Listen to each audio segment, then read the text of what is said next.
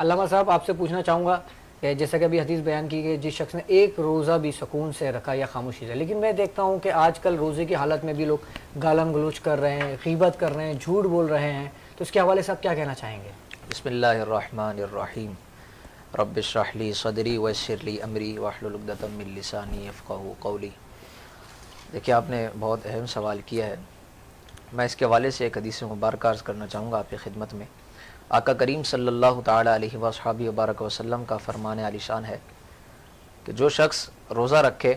اور اس حالت میں کہ وہ کسی اپنے بھائی کی غیبت کرے یا کسی کی چغلی کرے،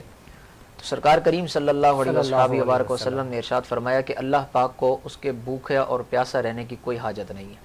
یعنی کہ کوئی شخص روزہ بھی رکھتا ہے، بھوک پیاس بھی برداشت کرتا ہے، مشقت کو بھی برداشت کرے اور ساتھ کسی کی غیبت بھی کرے، گالم گلوچ بھی کرے، فسق اور فجور بھی کرے، ان کاموں سے بھی باز نہ ہے، اور روزے کی حالت میں بھی اگر وہ ایسے کام کرتا رہتا ہے تو فرمایا گیا کہ اس کا بھوکا پیاسا رہنا کوئی معنی نہیں رکھتا، یعنی کہ اس کا روزہ اس کو وہ فائدہ نہیں پہنچا سکے گا، کیونکہ اس نے روزے کا اصل مقصد فوت کر دیا۔ اور روزے کا اصل مقصد کیا تھا وہ قرآن مقدس میں ارشاد فرمایا، جس طرح حضرت نے بھی آیت پڑھی ہے۔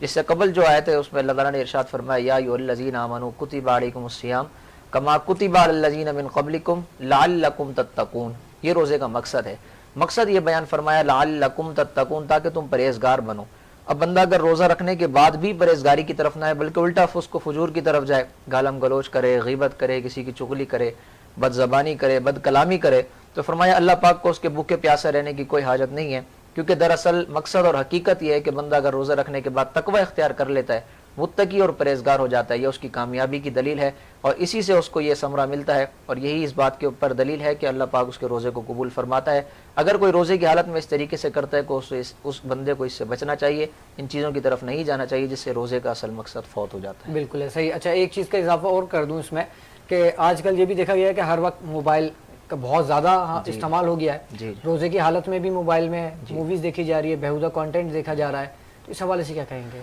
دیکھیں یہ سوال بالکل اسی طریقے سے جس طرح اگر کوئی سوال کرے کہ مسجد کے اندر آ کے گالی دینا یا مسجد میں گانا سننا یا سنانا کیسا، تو دیکھیں جو چیزیں رمضان شریف میں ناجائز ہیں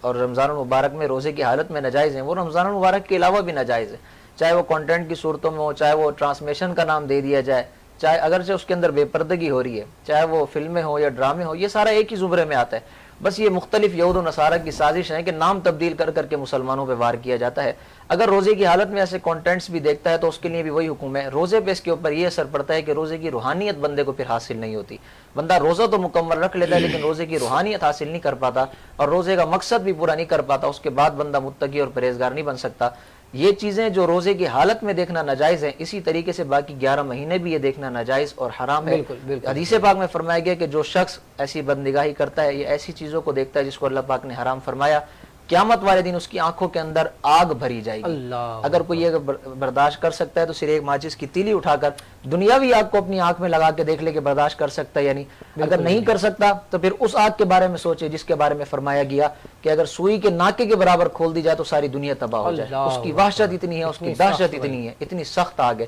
اگر اس کو یہ دنیاوی آگ چھوٹی سی اگر اس چنگاری کو برداشت نہیں کر سکتا تو وہ جہنم کی آگ کو کیسے برداشت کر سکے گا؟ اور ڈرے اس وقت سے جب قرآن مقدس میں فرمایا ان بطش ربک لشدید، میرے رب کی پکڑ بہت سخت ہے۔ اللہ پاک ہمیں ان چیزوں سے دور رہنے کی توفیق عطا فرمائے۔